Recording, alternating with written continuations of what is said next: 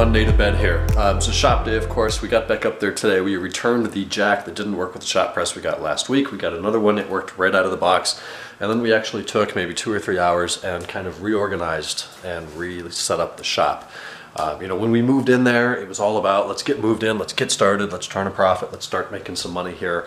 And we didn't really have a lot of time to set things up in a way that enhanced the workflow.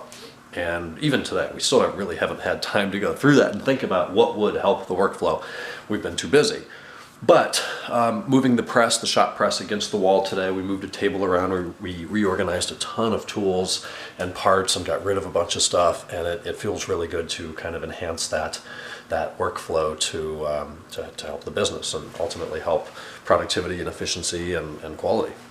So that was this afternoon. After that, we got into the differential. We took out the axle flanges. We took out the axle flanges, if you're familiar with that. And then there's a seal that presses into the axle flange that needs to be pressed out. Not a problem. We found a socket, or a cup rather, that worked to press that out. Pressing it in is more fragile, as there's a kind of a central flange on this seal that we can't just press on top of that. So we would need something in the neighborhood of a 65mm socket, which just does not exist, and we can only find something in SAE or Imperial up to about 1.5 inches, or like 1 7/16 inches. So unfortunately, we wasted a couple hours this afternoon going between where did we go? Harbor Freight, Lowe's, Home Depot, Toolsmart. We could not find anything that would work. And we went through the plumbing aisle and the pipe section and electrical and tools and just everywhere we can think of in the store where you might be able to find a cylinder of that circumference. And it has to be a cylinder. It can't just be a plate. So we can't just take a piece of sheet aluminum and cut it into a plate or something like that. So tomorrow morning, I think my dad's going to get up earlier and go to the biggest tool store in San Diego, where hopefully they will have a socket or otherwise a cylinder of the proper size.